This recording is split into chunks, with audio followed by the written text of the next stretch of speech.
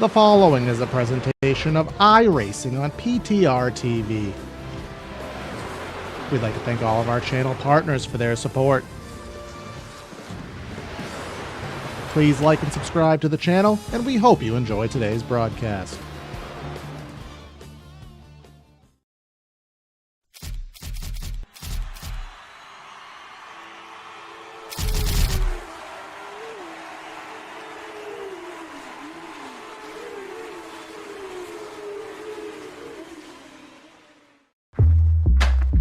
Whatever you drive, however you drive. AMSOIL specially engineers lubricants to maximize power, performance, and protection in your vehicles, so you can work hard and play hard with confidence.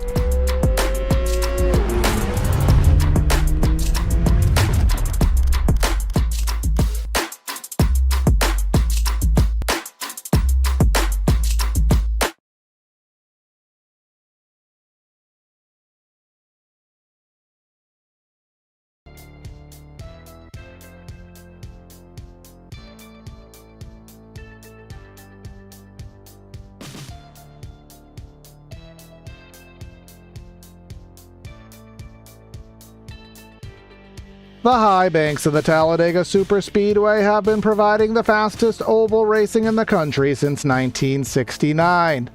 The 33 degrees of banking that slightly outdoes the Daytona International Speedway has been leading to pack racing, huge wrecks, chaos, in either a driver's love or a driver's hatred. Welcome everybody to PTR TV for today's coverage of the Triple Bypass Racing League, and we will be presenting to you the All-Star 85 here at Talladega for 85 laps. And just want to thank everyone for tuning on in. It is not an all-star race. It is a points-paying race, but it is titled as the All-Star 85 just to evade any confusion. Going to be myself, Corey Silva, in the booth and in the production truck, and we have Brad Dalton here, former driver in the league and longtime friend of the league, to help out with the color commentary. So Brad, Talladega Superspeedway, I mean, what other entrance does this really require? We all know what Talladega can entail. Usually some three-wide racing, usually some big wrecks, and sometimes we get some surprises that come out on top. Yeah, good morning, good afternoon, good evening, everyone, depending on whether you're watching this live or sometime in the future. This is one of those tracks that, yeah, Corey, you said it best. It doesn't need an introduction, let's be honest. This track and Daytona are the two tracks that I would argue, even if you're not that much of a NASCAR fan, you recognize this. You recognize this track. You know what it brings. The only big difference between this is where the start-finish line is. From here to Daytona, it's going to produce some really good racing. I'm excited to see what happens, and I'm really excited to see how this 85 laps pans out. About 25 laps on a fuel run, so I would say 3 green flag pit stops if we go green start to finish, but there is a stage break in there, so that will mix things up a bit as well. Exactly that. Here is qualifying underway, but almost to be completed here. And just to go over a few house cleaning tasks here. Today's race, again, the All-Star 85, presented by, sponsored by, rather, Benson and Naj there. So kudos to them for facilitating and putting on tonight's broadcast. And our point standings after race number 3 at the Richmond Raceway. Brad covered that along with Howie Burrows about 2 weeks ago. Steve McClendon, our points leader, by 12 over Ben Harcum there. And then from 3rd down to 8th, you see Cress Parasini, who's no longer with us, but Hendricks, Jackson, Corey, Harmon, they are all in close proximity, and as is Robinson and Gresh. And you can see the bright green indicating McClendon and Gresh are winners here on the season. Yeah, those wins being all important to lock into the playoffs here at the end of the season as they go. So once they lock in, of course, the playoffs are the final 3 rounds at the end of July, start of August. It's going to be all important for them to really just, perform the rest of the season, but they can relax a little bit because they have those wins, and we'll see how that goes here. By the way, we have a stage break tonight. It's on lap 30. 25 laps is the fuel run. Obviously, 30 is greater than 25. We're going to see some wild things here as the grid is coming together. Exactly that. Starting today's race from the ideal track positioning is going to be Steve McClendon, our points leader, with Matt Robinson rolling off in this second spot. Row number 2 finds Chad Baer and then William Emmert there in that number 405 car. Jeremy Brown and the first Canadian on the day, Keaton Crothers, will be rolling off in the 6th position, with 7th finding William Jester, and then our Aussie pal John Campbell going to be in 8th. Rounding out our top 10, Mr. Brad, we have the likes of John Barton and Matthew Alaka. Oh, I got it right. What do you know?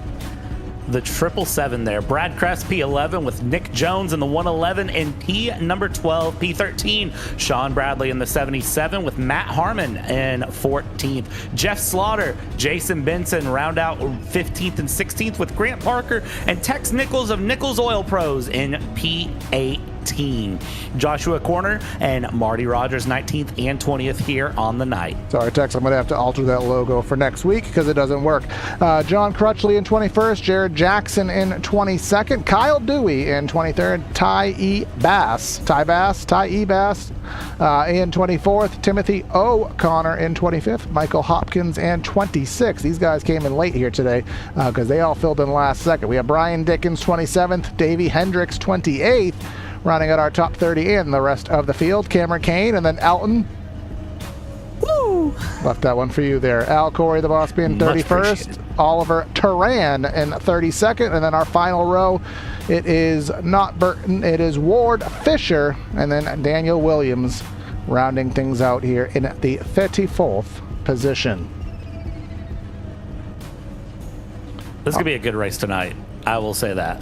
Yeah, our race details that you have gone over already, but just to reiterate them, 85 laps is the distance here today from Talladega, with a stage break at lap number 30, which will be interesting from the strategy perspective. 3 sets of good years, which is absolutely useless here at Talladega, but it's still a talking point nonetheless. And 1 fast repair, so if they wreck, they do have a backup car.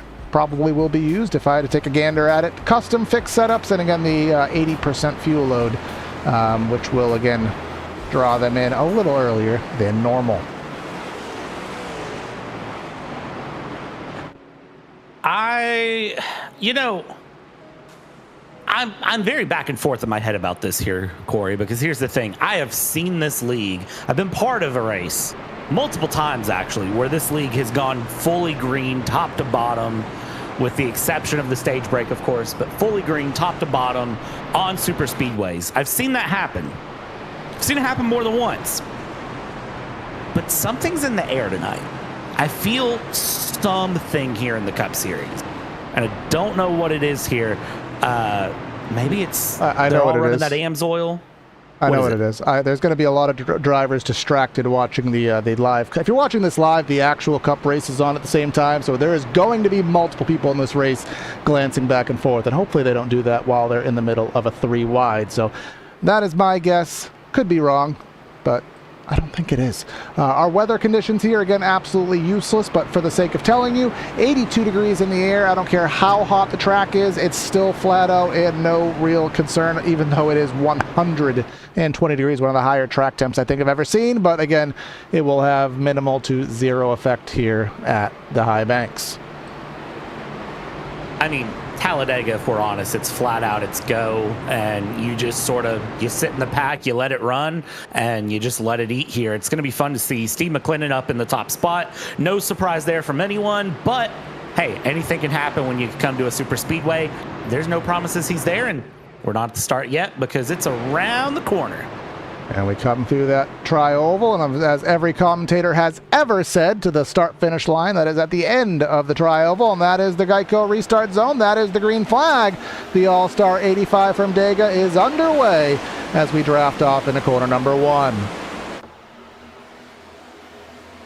Everybody keeping it 2x2, just winding the cars up here early, and that is usually the best decision here at Talladega. Don't go too crazy too fast. Remember, you got to get to lap 85. If you ain't in it, you can't win it. That's probably not the way you say that. That's backwards, yeah.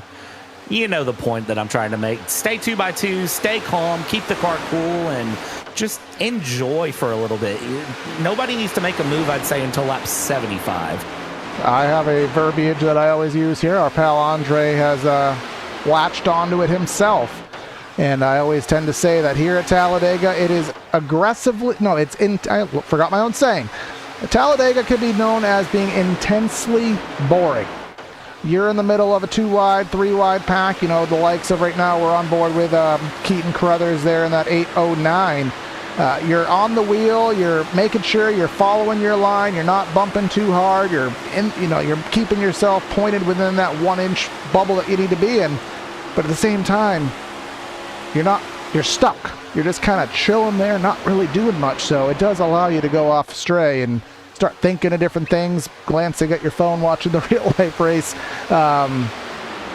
So there are times where people do start to astray, and that actually does cause some mistakes.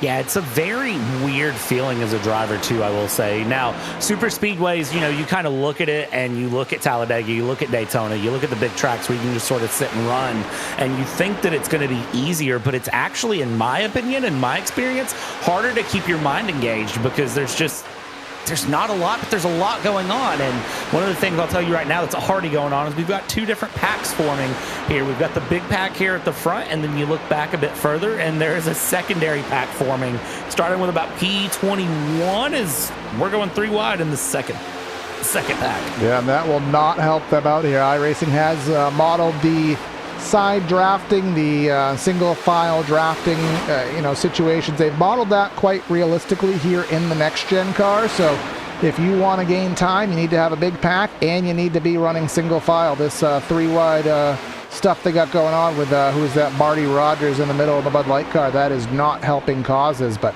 as we go back to the front of the field, Steve McClendon leading things down in the Dale Jr. car with the old school Kyle Busch car of Chad Baer, whose name is correct this week. I know I won't bring that back up to you, Brad, but they are 2x2, which for anybody who watches Next Gen Racing, that's kind of how these things normally race. They get stuck 2x2. Luckily on iRacing, we have a little bit more flexibility to go 3 wide, but a little too early for that.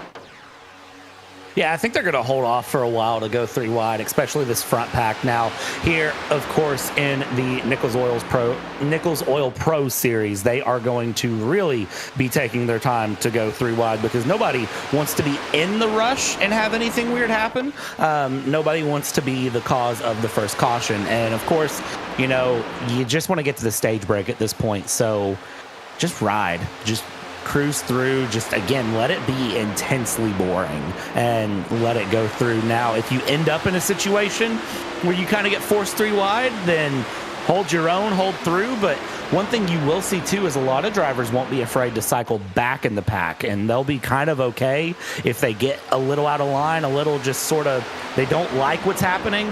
They are very okay to cycle back and just go to the back of the longest line and just ride it out for a while. Yeah, exactly that. And, you know, with the guaranteed cautions that we do have here today, of course, well, guaranteed caution, singular there at lap number 30. So you're guaranteed to, if you fall back too far, as long as you stay on the lead lap, you're going to be in a pretty decent position here as we are double file up to the 19th position currently. So, but again, look at all the space between them, Brad. Look at the space they're given in between the lines, the space in between cars. Again, they are just buying time, which is really the smartest thing that you can do, even if, as I said, it may not be the most exciting from the driver's seat. Sometimes the drivers have a lot more fun with this style of racing when they don't have to worry about, you know, slamming the brakes, diving into the corner, downshifting.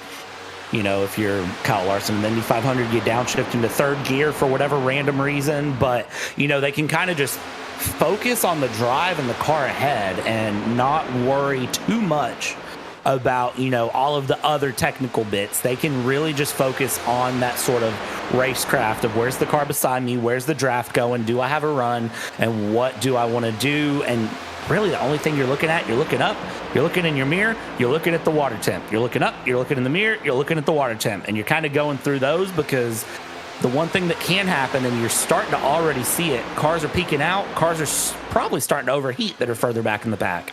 Yeah, exactly that. These drivers are starting to have to make that decision on what to do when it comes to the pushing, because you get to a point where you really run out of ability to push anymore. You get to a spot where, right now, look at William Ebert, look at the driver in front of him. I think that's the 74 Jester. Ebert in that 405, he is going to get that thing pegged at maximum, temp.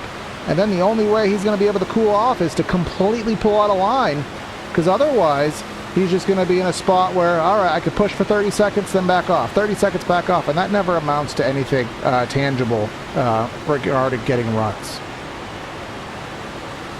I really wish that our camera here, when we ride on board, showed us what the driver's water temps are. Wish we had a way to really see that, because that would give us a good indication of who's where with what as they go along. And they would people would gain that weight. That's the reason they don't do it. I know.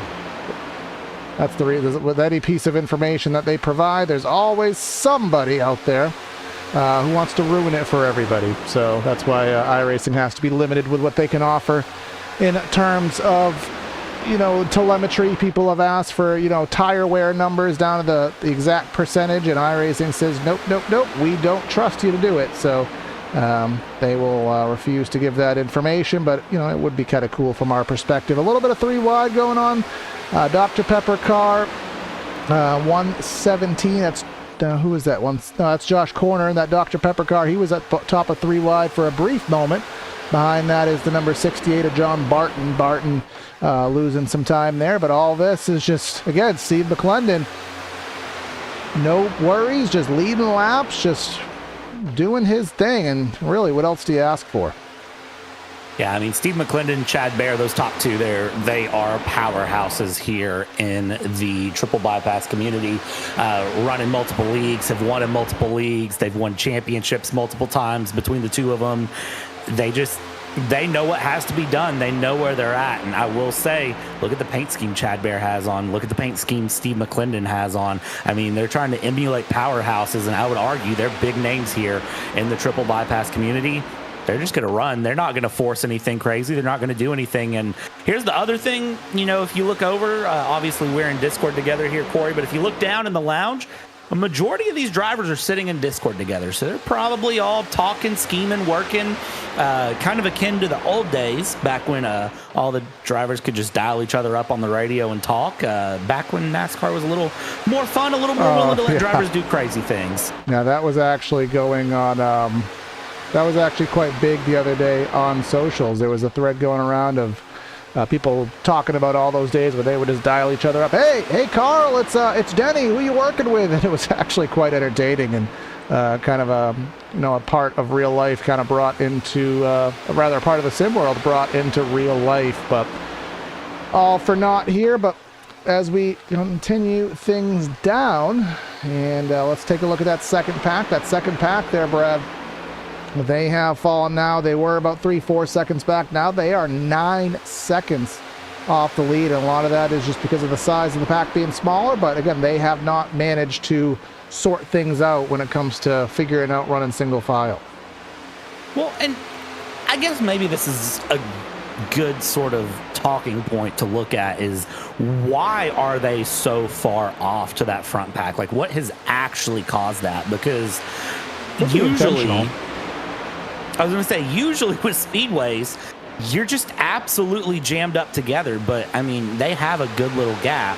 So the only thing I can think of is that they want to be this far apart. They think something's going to get real swirly up in front, and they want to go through, and this group just wants to work together. Or maybe somebody just got a wiggle on the race start, and things set up, and these guys just haven't bothered to kind of talk it through. I mean, they're getting closer to a single file run, but they're a little bit split there. So just kind of keep your eye on that second pack.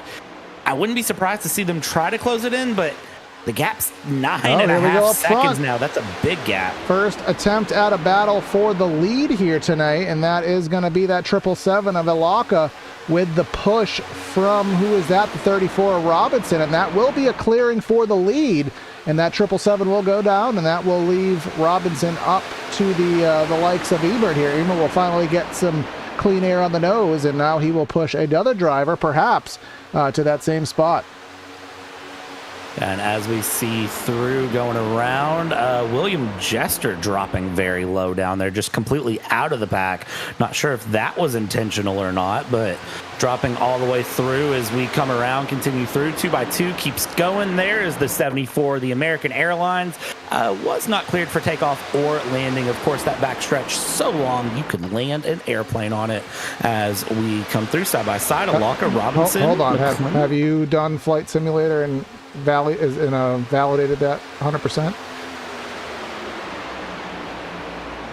I can neither confirm nor deny in case the FAA is listening. Well, unfortunately, at least with Flight Simulator, the backstretch is probably grass, so probably would be a little bit harder than anything outside of a Cessna. But either way, we kid there. But coming down to, what is it, lap 14. So pit stops will be really at any time, Brad, because you have, as we talked about, they're not going to be able to do this under and get to the stage. That'd be lap 30, and stage comes out here I think at the start of the lap, if I'm not mistaken. So they'd have to run 29 complete laps, do a pace lap, pit at the start of 31. They can't do that. So the window is open. A lot of these drivers are independents. They're not, affiliate, they're friends. So do they pit in little mini groups? Do they all come down at one time? I haven't covered them on a plate track to know that, Brad. Maybe you have a little insight. They will try to work together. They'll come down in groups and kind of come through. So they will look for different things as we ride on board with John the Naj Crutchley, one of our sponsors of the race tonight, as he goes through. He's mid-pack here, just sort of riding it out. So you'll see groups come through, but I wouldn't guarantee that it's going to be like a case of this entire top 20 come together. But also, I don't know, because I don't know. It's very 50-50, and the thing is, even if they do kind of split off in pairs or groups of 2, 3, 4, it still will bunch back up after they all cycle through the green flag stops. It still tends to bunch its way back up. Now, I did get a little indication here, Brad, and it is something that we missed, so we will take a look at our replay and perhaps... No, it's not accurate. Something happened to Tex because he did pit. I don't have any reasoning as to why. It didn't trigger anything for me. Let's see if this little Jeff Slaughter trigger... Nope. So something happened to Tex. I don't know what. But he is now running... multiple laps down. He is the only driver off the lead lap, running 4 laps off the pace. So he'll need far more than just one caution to get himself sorted out, and he will be going 5 laps down in a little bit of time because he's not far off of the leader. So I don't know what happened to our series sponsor, Tex Nichols there, but unfortunately his Talladega race not going favorably.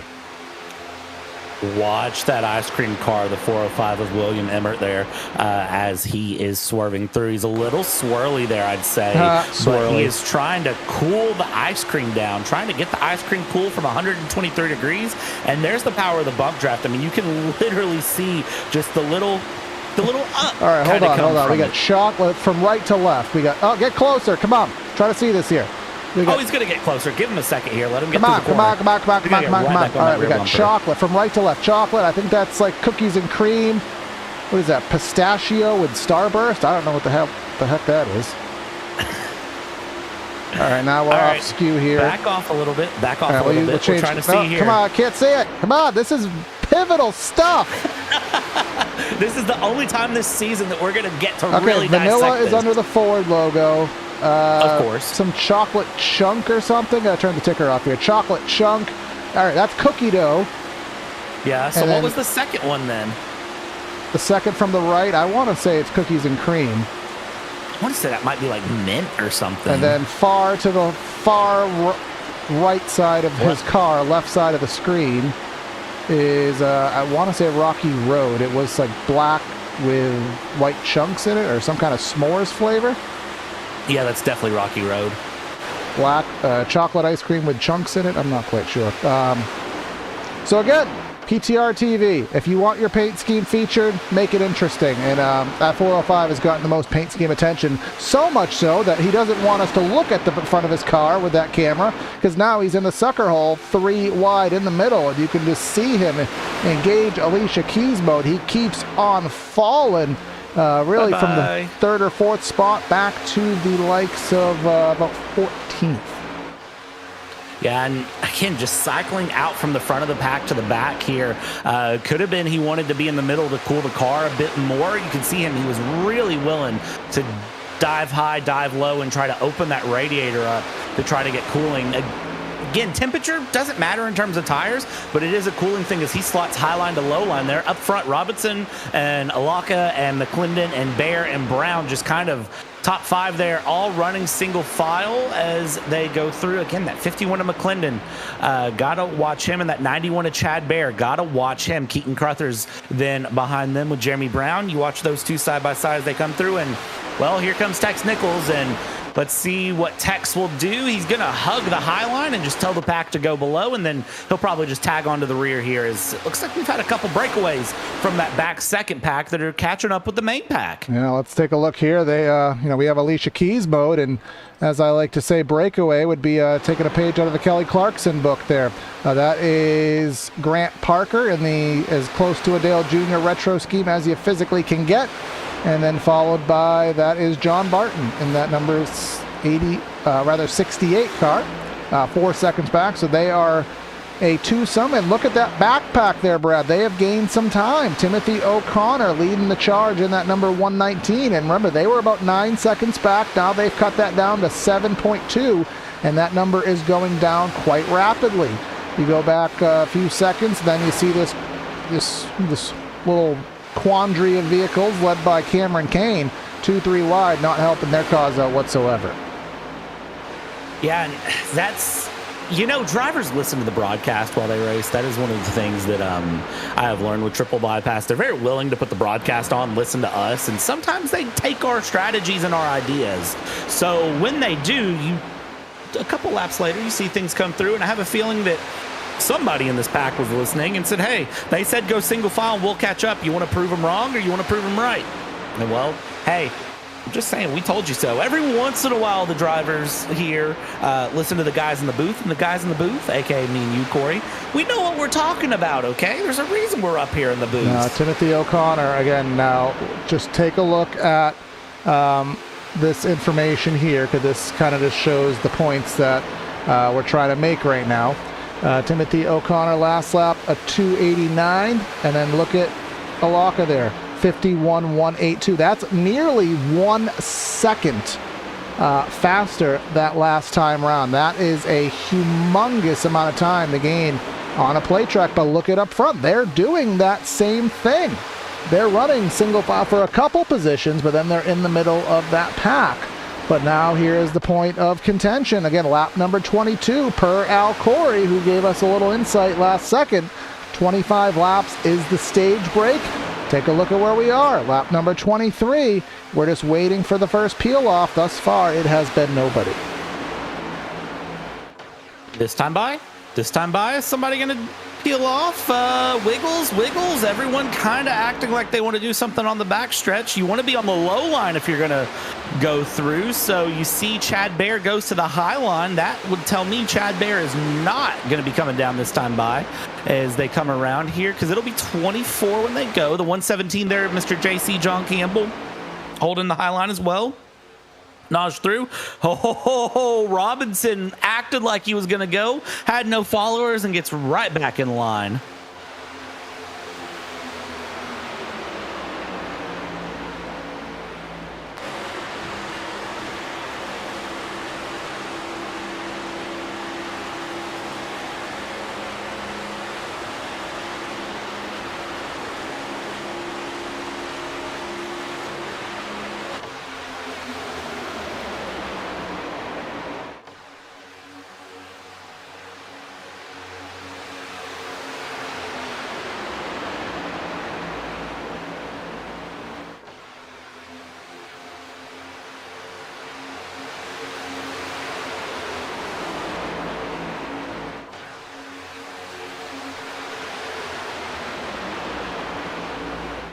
Yeah, I mean, I've also been wrong, so it wouldn't surprise me. And fuel calculations are one of those things that I never claim to be right on. I just take the information that's given and then I spit it back out. So I'm just going to say that I never reveal my sources, but if my source is wrong, my source was wrong. And we'll leave it there as they come through. That second pack, still single file, still. Let's watch that. Yeah, I mean, still closing and doing a very good job of it here as they continue along. 777 and the 34. You know what? I don't know what. If they make it to the stage break, they then have to make it around to get into the pit lane. Yeah, it's another lap. Are they gonna do it?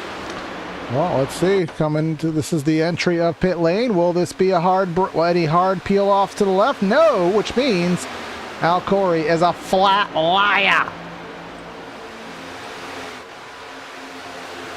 I said that to you, boss man. You lie. No, I'm just kidding. I mean, you never know exactly what happens here in the draft, especially with a lot of cars.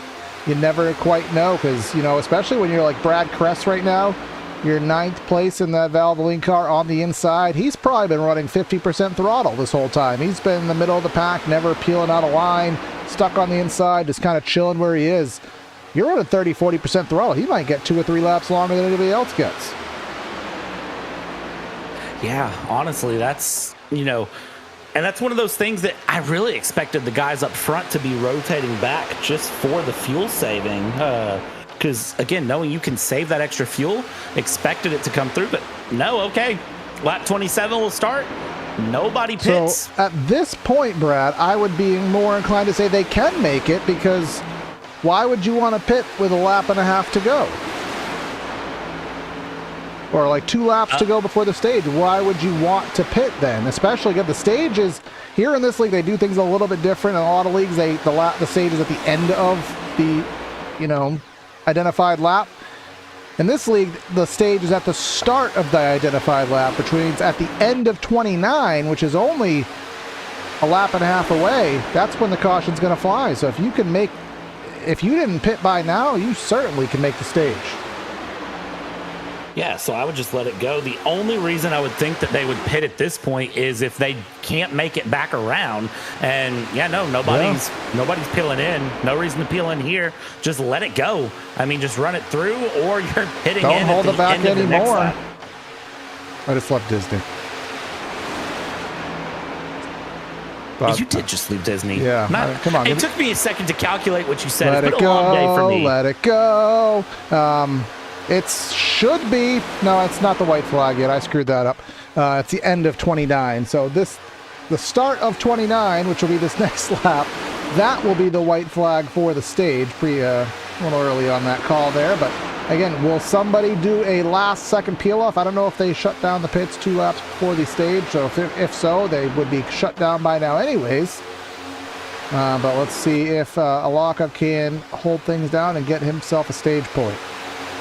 Yeah, pits should be closed here, so you're just running through. I mean, around Alaka trying to hold on here. Robinson low. You got a pack trying to break 3 wide. Naj is trying to hold that middle line through with JC John Campbell coming around. And then watch that 91 of Chad Bear. Can he bear it all to get all the way up to the front? Let's see what happens. JC isn't going to work with him here, but Alaka running through. McClendon, the current points leader, can he find something to get a little bit more through? Now this pack has went 3x3 in the back, and usually once they start in the back going 3x3, they go to the middle 3x3 and then the front 3x3. Watch Naj there as he drifts up, but up front it's still Alaka. It's Robinson, McClendon, and Robinson's gonna look. McClendon's gonna go high. Does he have the run here? He's gonna try to hold the side draft off of 4 down towards the tri-oval. We go, hold it through. He's gonna get second place at least, I believe, side by side. He's on the high line, comes around through the restart zone, coming through. Watch Chad Bear trying to run his way up. Across the line they go. It is Alaka, Bear, Robinson, JC John Campbell, and 5th place Keaton Crothers.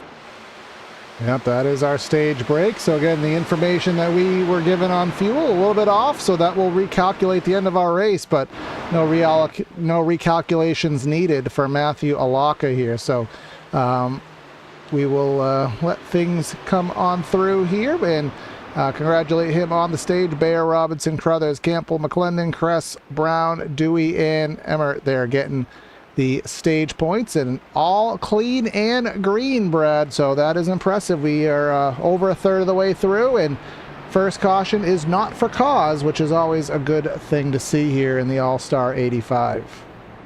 Yeah, it's always great to see them jump through like that and run through. Again, I've seen multiple super speedway races go green top to bottom in this league. Now, I can't guarantee it this time because you never know. The gloves might come off, but we should see something fun happen as we see some cars dropping down to the flat here, running through car. And yeah, get the pace car around. They might hit this time through. I'm not sure. Yeah, we'll pits will be open this time by, so they'll come on down where for their 80% fuel load. I mean, I imagine they'll put on tires just for the meme because it's Talladega. There's not much of a reason to otherwise, but you may as well change tires once. Won't hurt you at all, but we'll come down pit road and see if everybody gets into their box. It is a faster pit lane speed than normal here at Talladega, so some drivers will struggle entering their stall. A lot of drivers will overshoot their box here, trying to slow down from about 55. I know I do it quite often. And from what we can see here, everyone's better than me. And I said that. Somebody had an issue there. Somebody back up. Yeah, I'm trying to see who that was. May have been Kress. I think it was Kress, actually. Overshot the pit box, yep. There was a white car for sure, but Robinson will get out of the pits here. So we have a couple things that we got to do, and we got to do it quick, Brad. So I will let you go and have the brief sponsor word here under the stage with those who are responsible. I think it is Naj and somebody else. It is... Oh, come on, Corey. Benson. My brain don't go back that far. My brain don't go back that far. I was going to give him a second there. I mean, we have a whole graphic for it. Vincent, Naj, how y'all doing, guys? Doing great. How are you guys doing? My brain don't go back that far, guys. Cut me some slack. Just a great time. He's having a great time, obviously. Guys, first off, thanks for sponsoring today's race. I got to ask, All-Star race, is this just because we're the week after the All-Stars, or kind of what was your thought on that one? This is because I just think anybody that's in triple bypass are all-stars in general. Just everybody here is just great. That's why I came up with all-star. Just trying to show our appreciation to all the drivers, I love that. Guys, follow-up question to that one as we're pacing around here. What is your all's goal for the race? Where are you all going to finish? Oh, me and Naj have to finish side by side for the lead. That's what we got to do. Yep, that's our goal. Is it going to happen? Yes. Can we get the second 0.000 finish in a week? Oh my gosh, that'd be awesome. TRTV? I would be quite thrilled with that. So just remember, if they do that, this ends up as part of the short that will be edited out later. But guys, this Cup Series is a lot of fun to watch and kind of see running through here on Sundays. Kind of for those who may be unfamiliar with triple bypass, be newer, whichever one of you or both of you, kind of tell people what this series is about, kind of where things go.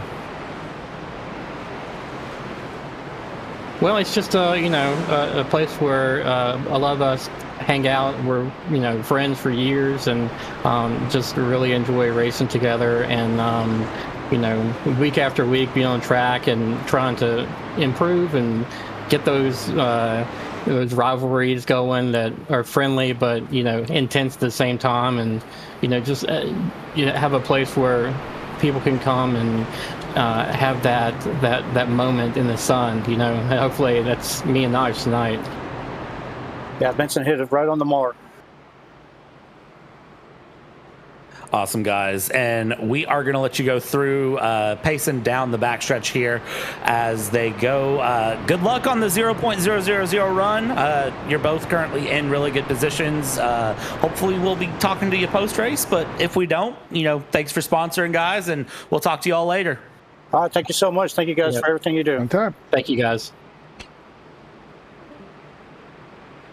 We'll put them back down as they go here, and yeah, it's pretty cool, whenever the admin sponsor a race and they come back just to show the appreciation to the drivers. That's one of those things that happens here in triple bypass that I do appreciate. Is it's not just they offer these sponsor slots, and the admin are willing to put, the time and the effort in to sponsor back and, show the appreciation of the drivers that make this league what it is. Absolutely the case, and I apologize for forgetting who they were. I'm trying to situate our back-end video that we're going to play here under the green, so hit a couple wrong buttons there, and that was my own faux pas, because I don't know if this race is going to go caution enough for us to play that recap video, so we may have to do it side by side. But either way, stage 2 is going to be among us here, not the game. It is among us, but not the game. Stage 2 is here, and we're going to enter the Geico soon-to-be Echo Park restart zone.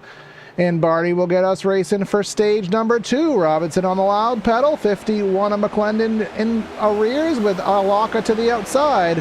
Let's go racing for stage 2.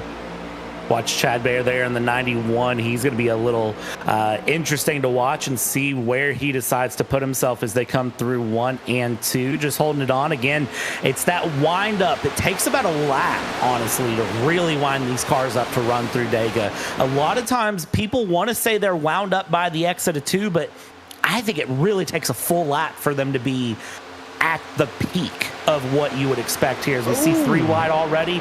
Oh, JC, you're trying to squeeze there where I don't think the car can squeeze underneath the 777 of Matthew Alaka as they go through. JC figures it out there, and then on the high line, I believe that is Jared Jackson who is running back, or possibly Oliver Tehran, actually, on the high line in that black and blue car, and he is just following all the way down the order. Yeah, Oliver in that stealth kind of matte black number 002 car, currently running in the 15th position. Our first side-by-side is actually going to be McClendon with Alaka there, and then just behind that is the, I'll take your Howie joke, the Dunkin' Donuts car. That's Krispy Kreme of John Campbell, our Aussie native, and no connection issues here, which is a good thing. A lot of times these plate races, racing with an Aussie gets a little scary there with the internet modeling, but today seems to be working favorably. And thus far, everyone's still in the lead draft, even going all the way back to Barton there in that 68. Now, look at that little bit of a gap there, Brad. It is between Ward Fisher and Marty Rogers. There's a little bit of a gap. Now, is that intentional? Is it not? I don't know, but if they want to stay in touch with the leaders, they got to sort things out, because otherwise, you're going to be battling from behind, and there's no more guaranteed breaks. Yeah, that's the thing that I don't really know, is why this gap has opened up like it has. No, we're wrecking in the front pack. Caution out. Commentator curse. Who is that? It is Dewey. Budweiser car. Dewey done around on the Alabama Gang super stretch here. So let's go back on our replay of sorts. Dewey doing it. Come down and figure something out here. This is, I'm going to make a guess without watching. This is a big miscommunication somewhere. So he bumped the 122 and then reactionarily, which is now a new word, turned down over Oliver Tehran there and essentially turned himself. So, but luckily not much collateral damage. And what happened to the Budweiser car that's my next curious part. Was that McClendon? I can't tell. So there's the 33 going through, and then we saw the 8 go down as well. We'll get one more perspective of this. We'll go down from this camera. No, not this one, this one. Let's see what happened here. So off of 4 they go. And then I think it was just everyone kind of panic wiggling out. So looks like the only actual damage was Dewey, but everyone else just kind of spreading out, sorting things through, and then getting down to caution speed. All right, but well, again, because we were off last week, and what this league does is they put together a race recap of what happened last week, and in this case 2 weeks ago at the Richmond Raceway. So we're going to go side by side and feature that little video so you can figure out what happened at Richmond 2 weeks ago.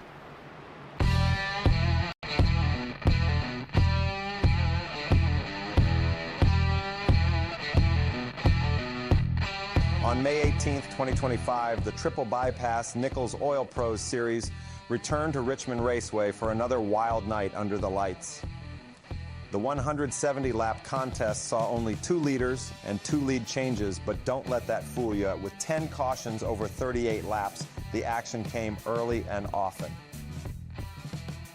The race was sponsored by Jared Jackson, and the On Edge Racing 170 was broadcast live by our partners at Primetime Racing TV. Thank you, Jared.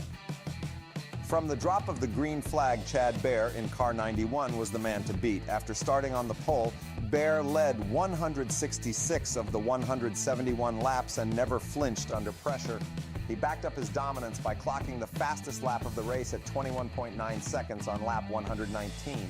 Between his smooth driving and strong restarts, Bear was unstoppable en route to victory lane. Ben Harcum in the 78th made a strong charge from 6th to 2nd. He muscled his way through the chaos and closed the gap late, but came up just 0.6 seconds short of the win. His fastest lap, a 22.1, came on lap 121 as he pushed to catch Bear in the final stretch. Steve McClendon ran near the front all race long after starting second.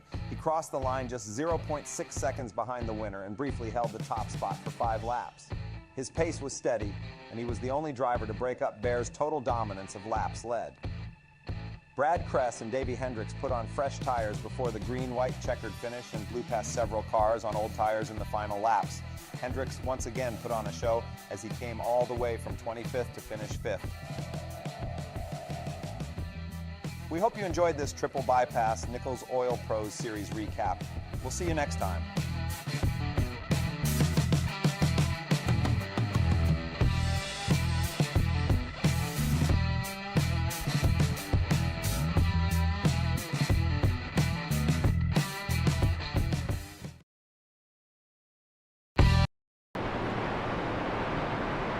All right, hope you enjoyed that little clip. We are back here with the Triple Bypass Racing League, round number 4, the All-Star 85 here at the Talladega Superspeedway.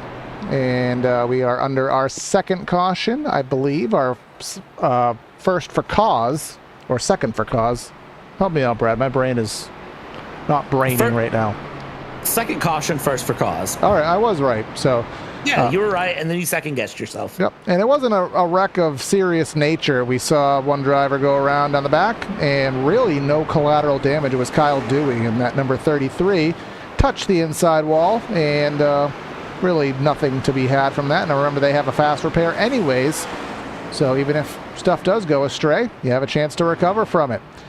Speaking of recovering from, again, our series sponsor with AMSOIL, Tex Nichols, he was 4 laps down. He's now 3 laps down, and he's the only driver off the lead lap. So if this thing does turn into a poop show, he may get himself back on the lead lap, which I guess he wants that, but us here in the booth, I don't think we want that. So I want you to be in it, Tex, but I also don't at the same time.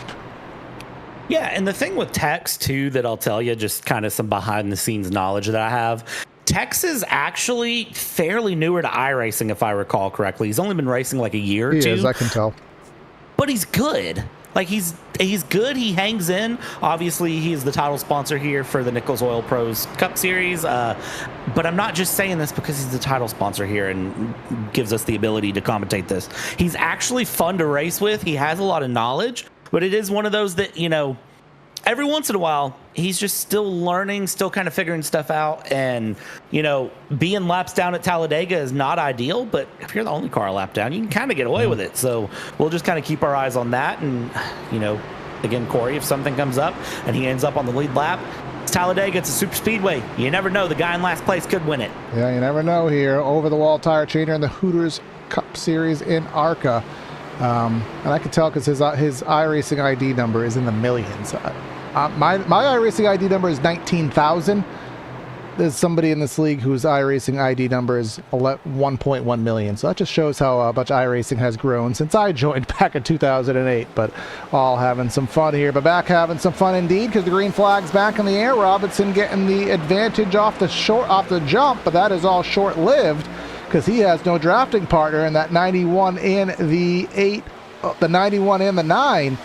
They were locked bumpers, but now the 809 has found the rear bumper of the 34, and they will drag race down the Alabama Gang Super Stretch. And as they go down the super stretch here, keep it 2x2. They're going to hold on for a little bit. Ice Cream trying to stay cool. Brett Crest there in the number 9, trying to heat things up as they go. Don't melt the M&Ms, though, of Chad Bear as he goes through, tries to hold the high line there around Robinson as they continue along. See that chocolate on the left side of the screen? It's chocolate with like white chunks in it. Would that be, you said that's Rocky Road? I think it's Rocky Road. You're there it is, right there. Yeah. What other, is there marshmallows? I mean, maybe it's chocolate s'mores flavored? So maybe if he finishes top 3 here today, we will have to figure out what those flavors are. I'm also curious what the teal blue one is.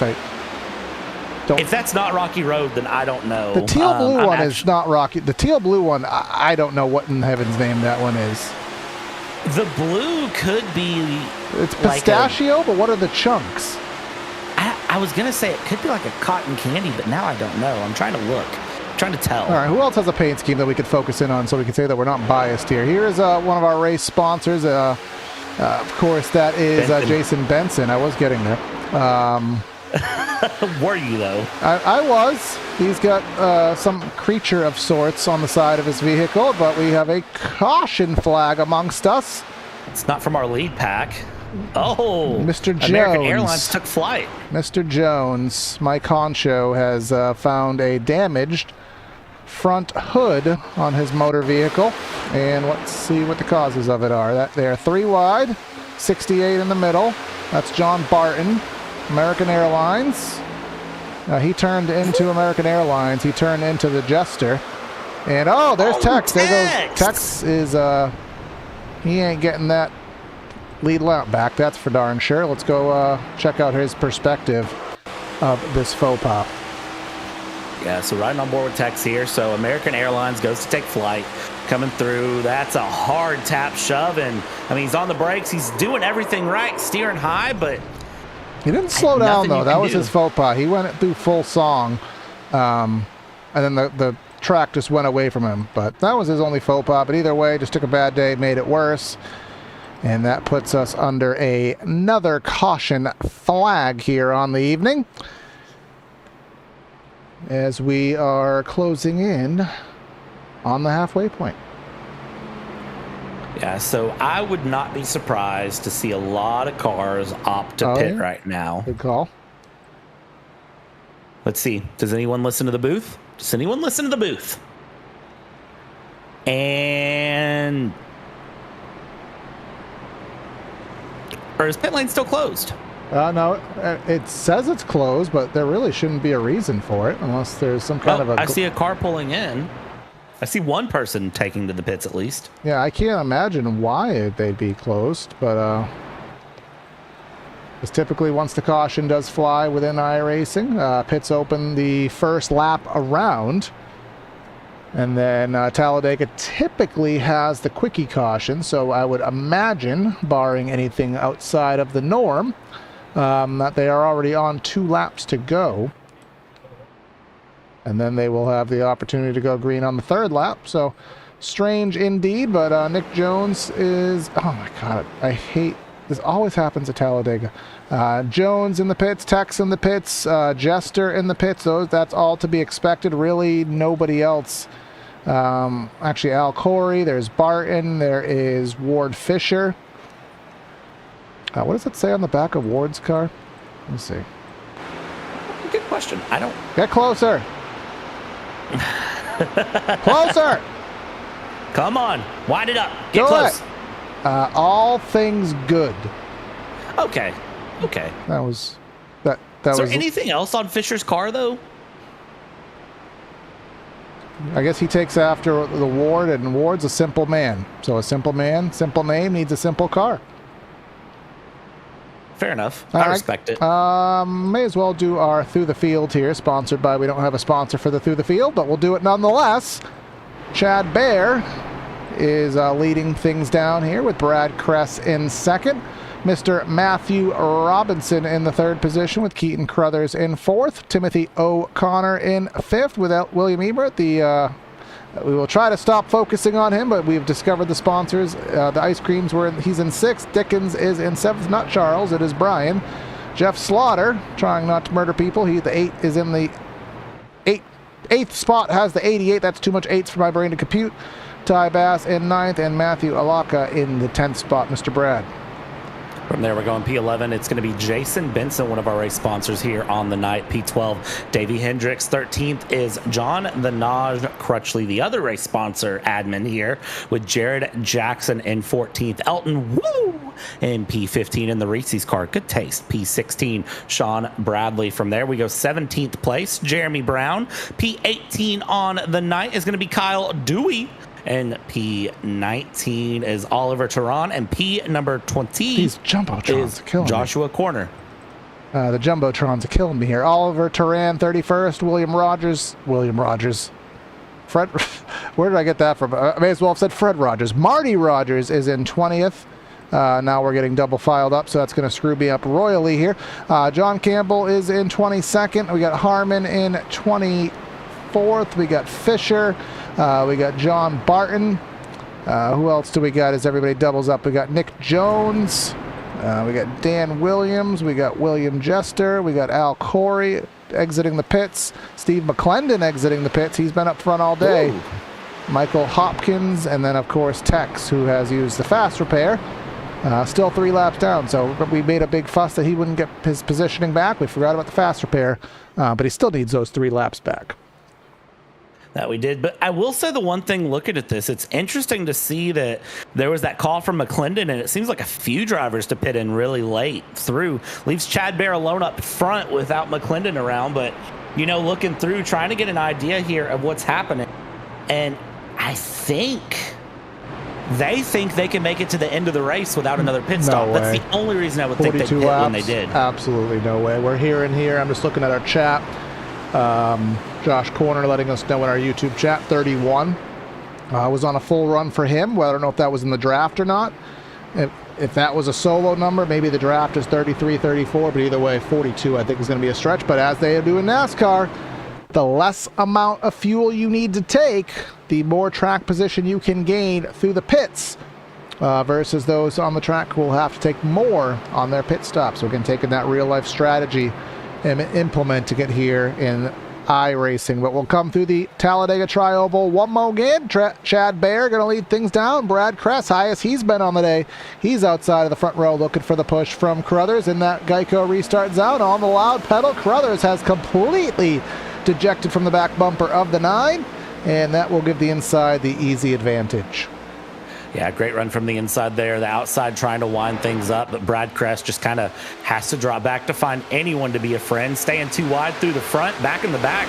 They're kind of spreading out 3 wide around, get back into 2 wide, and then just sort of settle it along here. Chad Bear will bear it all up in the front and keep the lead through. And I have managed during that caution period to find the ice cream flavor list for Brahms, so we can officially get ice cream answers once things settle through, as that has to be ice cream and Reese's. Perfect. How are they not tag team friends right now? They should be best friends, let's cream. be honest. They should be best friends. Woo let's cream. Keep an eye on them, because I think they're going to be a good run. I don't know if I'd say woo cream too many times, but you know what? It's going to be a good run from those two to get things together. Let's see. Does that Reese's car decide to go high, find some Reese's Pieces and some ice cream? I think it'd be good if they do, but no, they're not going to. Anyways, go on. Go on with your distractions so we can get back to stuff. All right, so the blue is birthday cake flavored. Okay. The chocolate with the white chunks, I believe, is hot chocolate flavored. Okay, marshmallows. Whoa. Dunkin' Donuts spinning the aircraft. 3 and 4, Dale Wreck. Ooh, all right, well, and caution's underway. That'll give us We're still going Tex on this one, too? No, don't let Tex be in this one, too. Come on now. 77 again. 117 again. Just kind of turned him there, and that one looked like Dale there. Unfortunately, luckily safer barriers are amongst us. Tex in the 10. So 2 separate incidents here. We'll digest each of them separately once more. Again, just try to get the high end perspective. Again, 117. It's kind of hard to tell actually from that angle. They both kind of met in the middle there. But now the Tex situation. Oh, they So both the decided 10 to evade at the same place at the same time. Yeah, I'm not sure what the decision was there from them on that move here, riding on board with Tex. So Tex is trying to go up because the went to car's the in the apron. middle of the track. And then the 10 just goes up, squeezes them together. So I think Tex might be out of this one Yeah. officially. Yeah. I'm sure Tex had already used the faster pair, right? Yeah, I imagine so. So,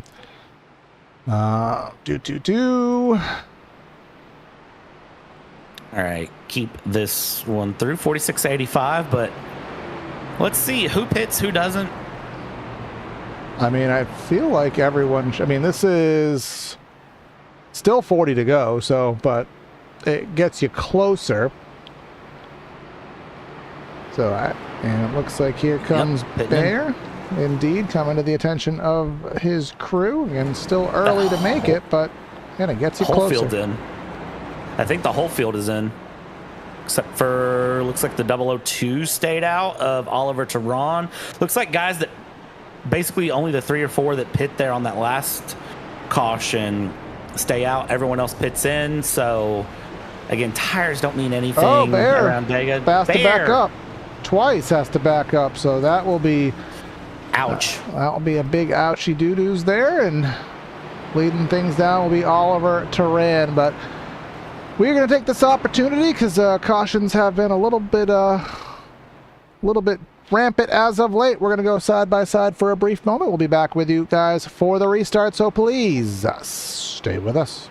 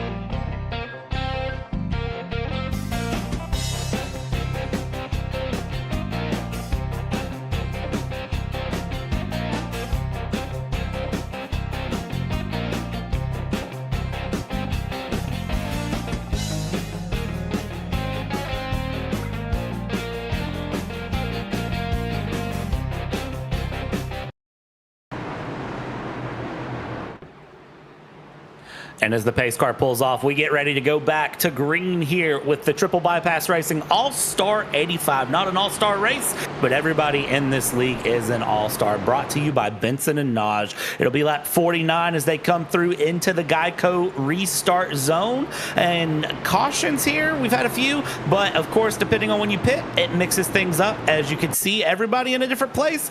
Barney has the flag, and we are underway. Let's see how they get away here on this restart. 2x2 they go, and where they stop, well, they got to stop at the end of 85 laps at least, but maybe sooner depending on how it goes.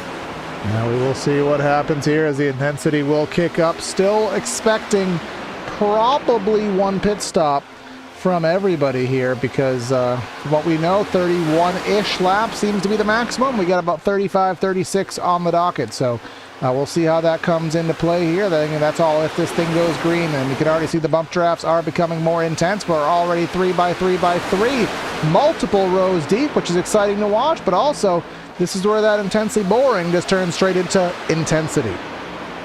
Yeah, this is where the clinching factor, you really kind of get the workout in the hips here as we go through, because you get a little nervous as a driver, especially if you're in the middle, because here's the thing. If you're a fan of super speedways, you've heard the term the big one.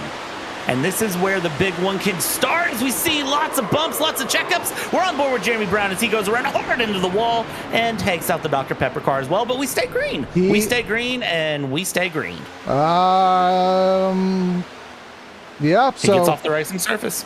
I try not to be technical too much, but it's just not in my DNA not to. But the way that iRacing triggers a caution, it's based on getting 45 degrees sideways in relation to traffic. And if you watch this replay where they just kind of, contact with the 809, they were sideways, but they weren't sideways as a car was passing at that exact moment. So technically, from an algorithmic standpoint, Barney says let him fly. So bad luck there for Jeremy, but keeps this race running clean, and we'll see. We might have a little bit of a breakaway of sorts. No, we don't. They still are all grouped up into one main pack. Well, and really what started that for Jeremy, too, looking at that, was Chad Bear had to check up because of somebody wiggling up ahead. He did the smart thing and checked up, but when you're behind and you're this close, car to car, bumper to bumper, you can't always see that the car in front of you checks up. You can't react fast enough to that, so you end up in that situation. And again, thankfully, everyone kind of got away with it. Into the pits will go Jeremy, and we'll continue along. Up front, Oliver Tehran, new leader. We haven't talked about that 002 a lot, but up front in the lead there with Matthew Robinson there holding second place in the 34. Oliver Tehran, please fill out the spreadsheet. Thank you. And Ty Bass, very fast Ty Bass. Apparently, we're just having bad luck here with newbies here. Nobody's filled out the spreadsheet, but maybe we'll get that sorted for next week. But here comes Timothy O'Connor with the push from Brian Dickens in the middle of the raceway right now, and they are the only two, and that push is not enough. Jeepers creepers, is this broken? No, it does work. I'm getting a bunch of bad luck here. Let me just make sure that this does actually work. It does. So we got some new guys here that will get sorted here in due course. But now we're back to the old Talladega 2x2 because, no, Brad, it's 33 laps. 33 laps at Charlotte, 33 laps at Pocono, at Indy. That's a long time, but it's even longer of a time here at Talladega where passes can happen at literally any moment. Yeah, this is one of those that, again, I think they wanted to go from intense back to intensely boring. You kind of step down the factor here, and you hold on, you keep it going long term. You don't want anything too wild to come up now. They need to get to the end. Remember, you can't win it if you ain't in it. That's the proper way to phrase that. Yeah, you got to get that ebonics in there, that little bit of slang. You can't win it if you ain't in it. I guess you could kind of do it a little bit of Southerner as well. Whichever style you want to place upon it there. But now look at Robinson and Bass. They're voluntarily not quite running the Dale Jr. line. Those old folks who remember the early teens era of the 2000s where we would rim ride the fence for about 50, 60 laps. They're not quite rim riding the fence, but they're voluntarily running that second, third lane, leaving everybody to stray down on the inside. And now look at them actually doing that, going all the way up to the fence. But in this situation, Timothy O'Connor says, you leaving the bottom open? I'm going to push that door open and take it, and he has the push, I think, from Dickens as they're snaking on the back. Yeah, and sometimes that snaking is voluntary. It's just drivers, again, trying to dip out, get a little bit of clean, cool air into the radiator instead of, the exhaust and the wash from the car ahead. Sometimes that snaking is literally just, they are so tensed up holding onto the wheel, bringing it around, that they just, when they come back straight, it snaps through 111 around. Nick Jones again, and this should trigger a caution. Second pack is coming. He's straight in relation to the traffic. But slow. It will trigger a caution. No, it won't. Yeah, there it goes. Last second. Oh, there it went. I didn't think it was going to for a second. I really thought that wasn't going to go. And was that a bad bump, or did he lose it on his own? What happened here? 777 and 91 of Bear have an issue. And then Bear, he was recovering still, and he recovered up the track into Nick Jones. Not ideal for Nick Jones, not ideal for Chad Bear, but watch Bear this, definitely getting away with it. Yeah, I think he wasn't, Alaka, I don't think expected Bear to have the run that he had. Yep, and that's the good news for the faster pairs, so that's why we keep them handy. Well, no big one. Is it the good news or is it the bad news? I guess it kind of depends, because what it does do is it keeps you in the race. What it doesn't do is it doesn't thin out the field. So therefore, you're more prone to have more wrecks at the end. So, but we'll see who has used it. Some guys, they're going to save it, even if they have a little bit of damage. They're going to save it, try to get it repaired, and save it for a potential catastrophic wreck. As we have 30 laps to go, could still happen. But this will give them the opportunity, Brad, to top off and fully ensure that they can make the end of the race on fuel. Yeah, and that's going to be all important for him. Now, Tex Nichols is out of the race here, but I think we should talk to Tex here as we let these guys go through. So let's grab Tex, bring Tex up here in the booth. Tex, good evening, sir. I know you're out of the race, but we wanted to talk to you anyways. How you doing, man? All right, hang on just a second. Let me mute.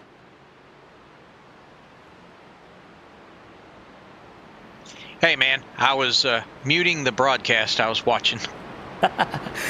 Don't want to hear yourself talk twice? Yeah, the echo drive me nuts.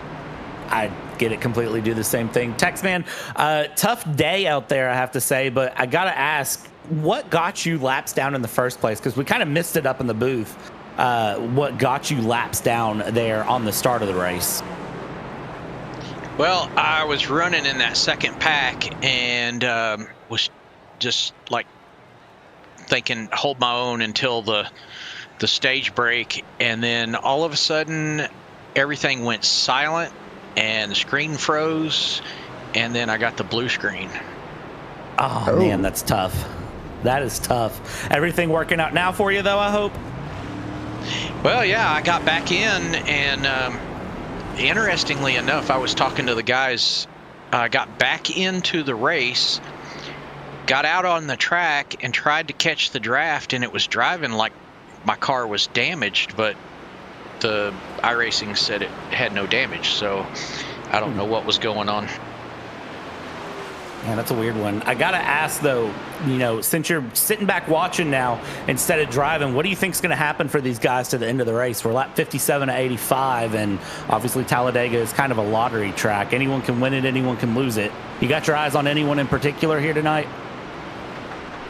Well, the sleeper in the field is the 45. He somehow manages to get to the front at the end of these plate races, and then I'd have to say that the what is it, 02? He's been pretty impressive, I would say. The line he's running and all that, so he could end up at the front as well.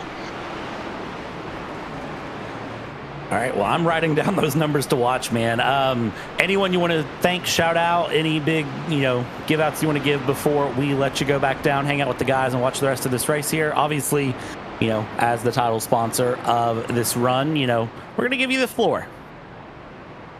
Well, I don't know if you've mentioned it, but I just remind people that I will, with the email from nicholsoilpros.com, I will pay for your first year of preferred customer status, and that gets you a 25% discount and free shipping on orders over $100. So absolutely take me up on that, and we'll get you fixed up. I've personally taken advantage of that as well, Tex. So my truck and the last car I had all ran on AMSOIL, so from Tex. So I will say he does make good on his word. So if you're looking for that, make sure to do that. Tex, we're going to let you drop down, enjoy the broadcast, enjoy hanging out with the guys, and we will catch up with you later. All right. Y'all have a great broadcast, and we'll be patiently waiting for the end of this. Thanks, Tex. Patiently waiting is an understatement, because we are having a little bit of problems post second stage getting this thing sorted. We were in the first stage, Brad, clean as a whistle, which I've never understood that, because a whistle has more germs on it than most things you can imagine, because it has your mouth on it and then all the germs sit there and then you put it back in your mouth. But for the sake of analogy, the first stage was clean as a whistle, and since then we have been as dirty as insert dirty thing here. Dirty as mud? Is that the phrase you're looking for? That's fine. I mean, I don't know if that actually is a saying. Well, actually, I guess the phrase is clear as mud. Usually people say, was that clear as mud? So anyways, doesn't matter. No. Clean as a whistle and clear as mud. Whistles aren't clean, and mud in no way, shape, or form is clear, because if it's clear, it's water.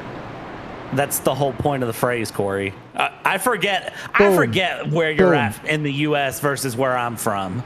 Boom. Just brain equals just gone. So what's this? Yes. Faster. I just had to press it because I didn't know what it meant, and in the moment I needed a distraction. So take on this restart, Brad. And as the drivers come out of turn 4, the pace car peels off and we come up to the tri-oval. We're not green yet. Geico restart zone is a bit further down. Again, welcome to Dega. That's just how that works as they come through. And O'Connor is going to be leading here with Ty E. Bass on the high line. Robinson, Bradley, Emmer, and Dewey. Your top 6 as they stand with McClendon in 7th. But keep your eyes on everyone as they go through. Green flags out. We're underway. And side by side, they keep it running into turn 1. So we hop on board with Bass. Watch how they wind this car up. Watch that speed miles. number. That speed number is going up because they're going. Yes. Faster. They're going faster. And yeah, they're going faster. Let's see as they go. Again, you know, everyone says by the exit of 2 they should be up to speed and rolling, but I still think it really takes them to the exit of 4 to really be going here as they continue along. We're going to be on lap 60 of 85 when they cross the line, and that 2 of Ty Bass up in the front as everyone just seems uncomfortable. I don't know what it is, but nobody seems really settled in here after that second stage. Depending on your bit rates and resolutions at home, you may see the very interesting helmet there that Mr. Sean F. Bradley is using right now as he's giving that tandem style push to Mr. Ty E. Bass. The E stands for exciting. There you go. My brain is just not computing anything of quickness or wit here today, so thank you for filling that gap in. But you can tandem here in these next-gen cars. You can do it for about a lap. It is a little unstable. It will get the temperature rising, and clearly that tandem has lost its luster because now they're back there losing a bunch of spots and into the clutches of the main pack. And as they come through, you know, they'll pack up and then try to run it back ahead, see if they can't move the pack forward after they pack it up. And, well, as they go through, you see those top 5 have really sort of spread out there as they come through, keeping the pack together this time. I don't really see a lot of drivers spreading out. The 28 cars all within about 2 seconds of each other, which is not a lot of space as they go through. But look at this. Brian Dickens, William Emert, who we have identified all ice cream flavors of, are trying to chase down Timothy O'Connor and Matthew Robinson there. The front 2 who have decided to try to break away. They spread their wings. They learned how to fly. They crap, what's the next line? I was trying to do a Kelly Clarkson song there, but I've just lost everything here. I don't know if anybody has I got nothing, Brad. Literally, jokes, nothing. Where's the refill switch? For reals, these, though, that's about as accurate as it gets here. I'll just do straight commentary because humor I have absolutely none of here today. Here comes the 122 of Brian Dickens to the outside. Huge push from the Ty E. Bass. The E stands for everybody get ready because I'm going to push you to the front right here. Huge push to Dickens here. And here comes the run. Here comes the side draft. Will the 122 drop down or will they stay friends? Nothing because we're wrecking. Caution. Oh, I see a couple cars around in the background. That's Ward. Ward Fisher can't ward off the spins and the 10 around as well. My Little Pony there might have to put that package back in the box because the pony might be a little damaged there. Let's see what the reasoning is behind said damage here on our PTR TV replay. See coming through. So Ward just backing up and then drifts up, hits Al, and then comes back down into 10. Al doing very good to keep that together, and unfortunately, there it went. Yeah, there she done wentified there, as we'll try to get one more look at it.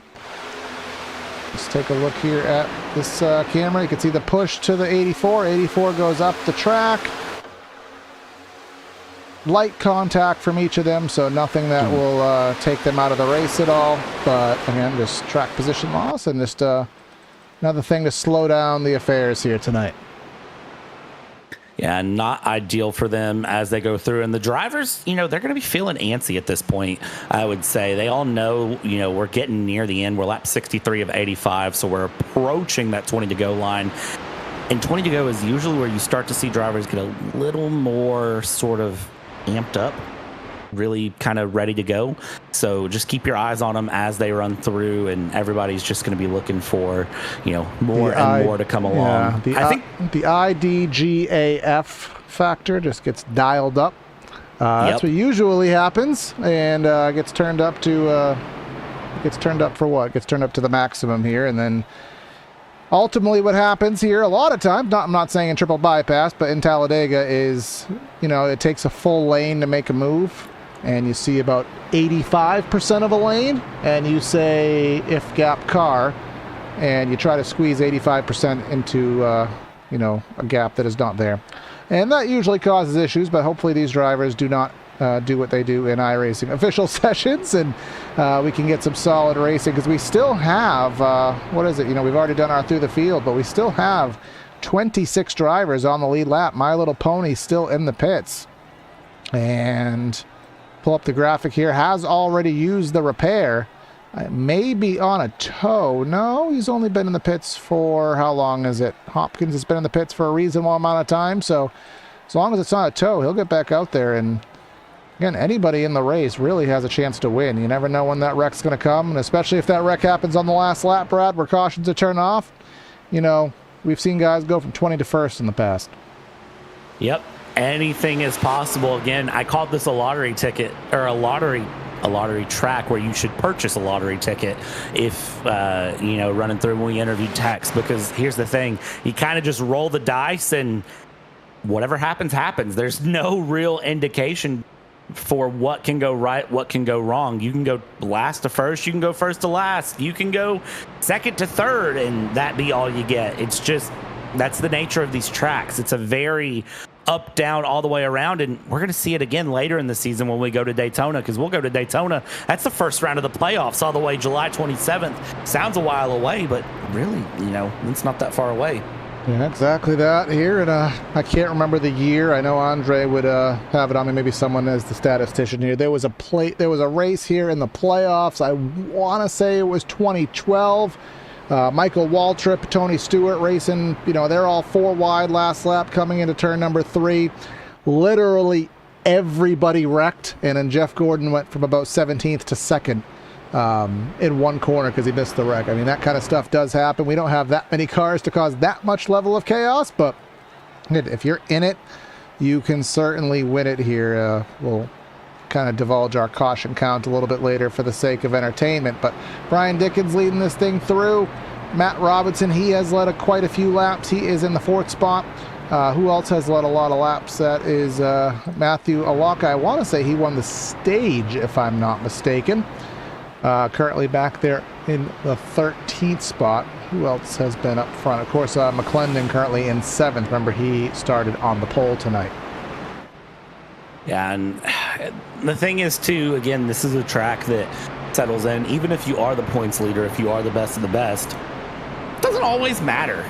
You know, it just means you might be a little bit wiser to when to push, when not to push, what lane to pick, what to do. But, you know, there's guys here. William Emmert, that 405, is really impressing me because he's just kind of been up in the front, kind of quiet the whole time, but up in the front. I wouldn't say quiet because obviously we've had the great debate on the ice cream flavors and finding the ice cream flavors, but has been up in the front and has really been in the right position just to be where it matters when it counts. You know, we're going to be coming in 20 to go when we take the green, and I mean, if you can sit there and not be in a problem, and if he's still there, I'd say when we take the white flag, don't be surprised to see that 405 cross the line for the win.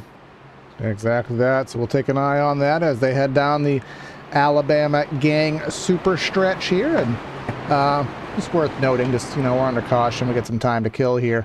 You can see they took down, iRacing has taken down the backstretch grandstands here. Talladega hasn't formally been 100% updated. It's going to get updated even still in the next build, but you know, with the NASCAR 25 game and the use of, you know, similar assets between the two games, Talladega is getting a much needed update, as it hasn't really had much done since 2008. So Talladega looking a lot nicer here, and will look even nicer in about, I think, 3 weeks time there with the build. So that's always cool. Have the double yellow line, which we never had prior. But coming off of turn number 4, and it will be Dickens, it will be O'Connor, Bass, and Robinson leading things down here into yet another restart with now 20 coming in, 20 laps to go.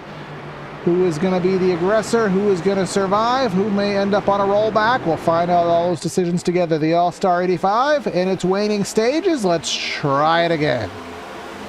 Barney has the green flag. Tex Nichols telling us in YouTube chat, drivers are already talking about aggression about to go up. Ward Fisher saying he got a black screen, and that is why he was out of the race and had his spin that he had. He didn't even know who hit him. He knew he had a hit. Let's see, though, who can persevere through, who can get away with the runs, who has the aggression, who has the smarts, who can keep it cool on 125-degree track temp as they come through around down on the back stretch. Everybody keeps it together. Down into turn 3 we go, and O'Connor and Robinson, they want to get away from the field. Look at that. Now they're just tag teaming once again. That outside lane, Emert has the lead of that outside lane along with Kyle Dewey. Dewey was involved in a wreck earlier, but again, since has recovered. I think I see some damage, if I'm not mistaken. You can see there on the long shot, Elton Wu in that Reese's car just behind Dewey, and I saw some damage to that car, so interesting to see if he gets that fixed via a repair. But he's obviously hanging through in the draft, still has the repair in his back pocket if he so chooses to use it. He may be able to draft, but you know, if you have that kind of damage there, Brad, you might be able to draft, but what you won't be able to do is pull out a line and make serious moves with that kind of concave nose right there.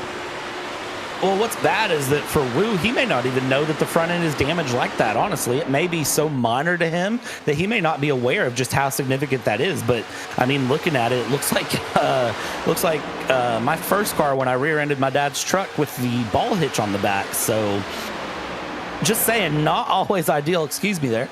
Not always ideal to be in that position. Not always. It's not always ideal to be in that position, but that's where he finds himself. You German though? That's one accent I will not go into. I got no German.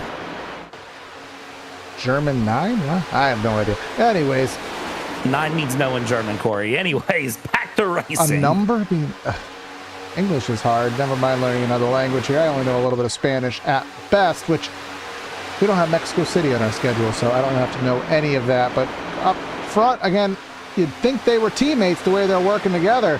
119 of O'Connor, Matt Robinson, Dickens, all trying to make it a trio up front. You know, you can tag team tandem, tag team trio. Haven't quite seen that before, but that's what they're trying to do. And then here comes the rest of the pack. We go back all the way to approximately the 27th position, and we're wrecking again. And another caution out, 17 laps to go here. I see a You see what I wheel. see? I see a car that is absolutely needing to go to a scrap heap there. That 809. What in the world? I haven't seen damage on that like that in a car in a long time. Words are hard. English is hard. Is that a hardware failure? That was a hard lick, which Andre did research as to where that saying came from. I don't quite remember where it was, but either way, look at that 809. That is Oliver Turan behind him. A checkup. Yeah, checkup gone bad. And yeah, Oliver Turan just ran right into that back bumper, but not due to really any intent, just due to the checkup. I mean, yeah, that's unfortunately, it looks like just everyone checked up there because I think that was Emmert who kind of drifted low in lane. And then, yeah, that doggone, that was a shove and a half. And then somebody decided to go lawn mowing after the fact. But, you know, if a lawnmower and a little bit of a damaged front spoiler is what helps you get through the rest of the day, might as well do it. 16 laps to go here. Yeah, so this will certainly put out the, again, fuel was not a concern, and with every caution that comes out, concern goes even further down. So at this point, if you haven't already pit, you can go full bore, not have to worry about anything, but I think everyone is more than situated in that capacity here, and just doing a little bit of a through the field once more. Well, not entirely, but we'll just kind of quickly scroll through everybody, and we are down to 26 drivers of the 34. The guys who have retired from the race formally are Ward Fisher, Josh Corner, William Jester, Tex Nichols, Grant Parker, and Cameron Kane. Keaton, you can see, he went from done broken to done fixed, and pulled that backup car out faster than anybody did even at the 2001 All-Star race. And he's ready to plow through the field, which, if you think of it in this context, Brad, you got a guy with a fast repair, just got the car fixed, was running up front, well, mid-pack. Now he's dead last, and now there's 15 laps to go. He's going to want to go through the field so fast, hopefully he doesn't wreck the thing again. Yeah, that's going to be... Man, he's going to be one to watch, honestly, going through. I think there's a lot of drivers, though, that are going to be ones to watch, all things considered. Lots of drivers in lots of good positions here. I think we'll go green with 13 to go if I had to make a very educated guess here as we go around. And, you know, with 13 to go, I think that'll be a good position to find themselves. And we'll see what happens here for them as they run through. Pace car running through. And, you know, I wish we could drive the pace car in iRacing. Yeah, the pace car was the first ever AI that iRacing implemented. Basically runs on a pre-dictated line at a pre-dictated speed. That's why you'll see some glitches every now and then there of it kind of hitting the wall, or it'll take a hairpin at like 100 miles an hour because it doesn't know how to dynamically pace itself. But iRacing has allegedly hired a new race control guy and may be fixing that. So you pace car snobs, you might even get multiple pace cars on road races for multi-class races. Would you ever believe that'll happen? But we have manually shorten the caution to now, so we are 1 to green right now. I didn't think you were allowed to do that anymore, but apparently yeah, I thought they patched it where you can't go 1 to green on the same lap, but I'll take it. Gets us going back to racing faster, doubled up, stacked up, ready to go back. Green flag racing here, not going 2 to go. We're trying to maximize, and A, we're on a timer, and B, we're just trying to maximize how many laps we can finish this race with. Yeah, that's, you know, I think that's the one thing, too, with Triple Bypass. They recognize this is a Sunday night. They know that Monday is coming up, and obviously everyone has to get back to work. So they try to respect everyone's time with that and do a great job. But we'll be back to green here coming around through the Geico restart zone, and we'll get things green. We'll try this one more again here as we'll come to 14 laps to go here in the All-Star 85, and let's get on the loud pedal one more time. Hopefully it's the last time. My vote says probably not, but hopefully it's the last time. Let's get up to speed and enter turn number 1. And as they come through one again, that 2x2x2 continuing along. The ice cream car, though, getting wiggly. Watch that there as Robinson drops all the way to the low line. That's going to put the 405 of Emmert on the high line in the lead here. Continue along, and they keep it together. Watch out there for Ty E. Bass as he is trying to give a push there to the ice cream car. Keep the ice cream car cool, calm, collected there. William Emmert, we've talked about the flavors. Now can we talk about you winning the race? Only one way to find out, or will we get some Reese's Pieces going through? Now we'll see what happens here as Ty falls back a little bit here, and Elton Woog in that slightly damaged Reese's automobile just behind. Big move out to the outside for Bass, maybe to get a little bit of a pusher. Maybe he's just looking for some fresh air into that automobile, but either way, pulls back in line. They are snaking all about, Brad. That makes me nervous because they're snaking down, and now they're going to get that third lane going. Who's going up to the top of the track? It looks like it's going to be Bass, and that's going to put Woo with that damaged car in the middle. 91's not going to want to push Woo because he ain't going to go anywhere with that damaged Reese's car.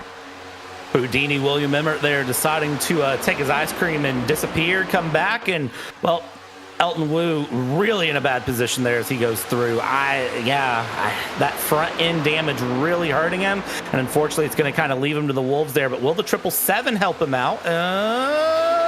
Doesn't want to, but has no choice as they come around. Yeah, Matthew Alaka there, remember he won the stage, which felt like eons ago, back at lap number 30. As we're on lap number 73, we're battling for the lead. Actually, we're battling not for the lead, but there was a battle leading the second pack of that trio up front. I wouldn't be too worried about a trio getting a little bit of an advantage, because once they get singled out even for a lap or two, they'll swallow that back up. But that trio getting up by about 3/4 of a second thus far. Sean Bradley in the 77 with the push from McClendon leading the charge. Bottom is not equalized out at all. They are all spread out, and now look at that outside lane coming with a head of steam. That'll give the 77 the run to go door to door with Robinson and perhaps pass him for the race lead.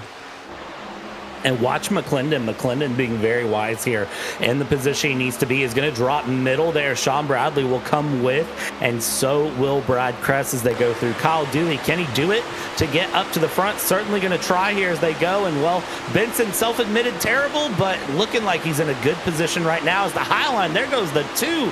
Ty E. Bass. The E stands for energy because he is absolutely powering that high line around. Yes, it does, and that outside lane, you have to really get that air work, and it does struggle here in the next-gen car. That has been pretty well emulated. You see it in the real world, that outside, that third lane struggles aerodynamically to get that run, and you could see it kind of working there as expected, but a lot of drivers trying to make that surge happen. Go back a little ways, you see the 777 of Alaka leading with Woo, and then you have Dan Williams, John Campbell, Jeremy Brown. They're single file just behind. Emmert all the way to the rear of the field now. But up front, Matthew Robinson, who has led an amount of laps, that equals to 17, has overcome that potential battle. And it almost seems like that 119 of O'Connor acting as a pseudo teammate. They seem to be pretty well locked together. And if you have two guys locked together on the inside, Brad, it makes it very hard to break that up. Yeah, it does. You kind of just have to hope and pray that it separates out here. You see the wiggles coming through from second and third. O'Connor and Dickens just really trying to find somewhere. Watch the yellow line there, Brian Dickens. Go a little bit too low and try to hold on there. Kyle Dewey, can he do it? Well, he's currently going to do fourth place at the moment and see if he can't find a bit more. We're 3 wide. The energy's there again. We're 10 laps to go, and there's this tension that builds at this point in a Talladega race. You get down to those single digits to go, and as they cross the line, that now starts. And Tech said the aggression was going up, and I'll tell you right now, I can feel it in the air tonight. Oh Lord, as they go. They are singling out here for a brief moment, but that is, I'm sure, to be short-lived here in the All-Star 85. Again, we want to thank our race sponsors here on the evening, Benson and Naj, again, for their efforts in helping put on the Area 85, the All-Star 85. I'm jumping 2 days ahead of time, Brad. That shows where my brain is here, but we got a big race on our hands. Look at Kyle Dewey. He's gone near last to first here, getting himself back into the thick of it here. And he has Oliver. Oliver was one of the picks that Tex had in that 002, that black stealth car. He has himself in a good position down on that inside lane. Here's the thing is everyone looks so disorganized up front right now. Nobody seems to really be consistent, smooth. It's not the pack that you would really be expecting to run. So I don't think anything is really to be guaranteed. Is look at this. Now you've got the middle line forming into like a pseudo mid-high line that's almost forming into 4 wide. And I tell you what, looking back at that pack with Emmert, that's dropped back, I think they feel the same way I feel. Something is coming up, and they want no part of it to be found as they come through here and around. And well, maybe they're going to be the ones that cause something to come through and around as they continue along down the front stretch. Front pack here, Sean Bradley, Steve McClendon, they want to make a run while they can. Across the start-finish line we go. 7 laps to go. Will this be lucky number 7 for anybody? Only one way to find out. Matthew Robinson still leads the field. Now we have the 34 who has left his compadre. He has left Timothy O'Connor. O'Connor saw the door open. He says, I ain't going to hold it for you. I'm going through it myself. Has the push from the 122 of Brian Dickens. But now the E stands for whatever it stands for. It stands for I'm going to push Robinson really fast, and I'm going to actually push him down back to the lead, and I'm going to be the break in between. That's going to break up those friends of O'Connor and Robinson, and now we have to find what's the motive going to be of Bass and how is he going to put it into action. Well, I'll tell you right now, that 002 flopping to the high line while somebody's trying to flop down is not the way to go. Watch Chad Bear there, almost taking it 4 wide, probably taking it 4 wide, does take it 4 wide, as the 12 there still trying to find his footing as well. Oh, contact. Continue along. And this is not going to end pretty at all. 6 laps to go. Let's see where this lands. 3 wide here in the background as they're double wide up front, and Al Corey trying to sneak his way forward. That was another one that Tex told us to watch, that 45. He loves to be the sleeper agent and just show up at the end. He's done it time again throughout the history of triple bypass, and will Al Corey manage to do it again? He certainly looks like it. Well, he's going to try to engage Cindy Lauper mode and I guess try to go up front time after time, but if he's going to do it, 17th to 1st in 6 laps. I know Dale Sr. did it, and Dale Jr. went 6th to 1st to get the victory in the Pepsi 400, but the All-Star 85, that challenge is going to be a little bit harder. But as you can see here, start of the field, top of the lineup with 5 laps to go, about 12 or so miles left in this race, and things have singled out. I think everyone kind of knows what the limitations of the draft are, what they are capable of, and you don't want to lose spots, Brad. That's the fear at this point. If you make that aggressive move, maybe you lose that 3rd and you fall back to 20th. But if you don't make the move, then you'll always wonder what could have been.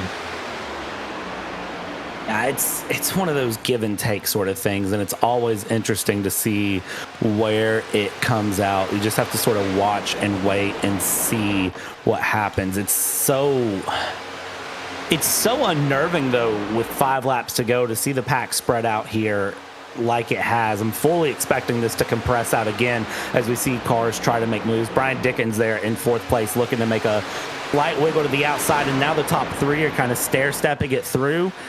This, let's see, as the 122 just goes from low to high out of nowhere. He backs up to the midline. Let's see, do they get a run? And then you bring the 777 of Alaka going mid to low. Corey, this can only end so many ways. Well, the problem with that move that the 122 made is if you go high, you got to commit to it. When you go just bounce out of line left and right as the 12 into the fence, that's Jared Jackson. That's going to stack up and create a little separation for about the back end of the top 15 or so, and that creates a little bit of a 10-car breakaway. Keaton Crothers being the highest, well, being the 10th place car, and the top 10 single file. Again, everyone's afraid to make a move now. They don't want to lose time. I think everyone's waiting for the last possible moment, which is coming up pretty soon as we are on 3 laps to go.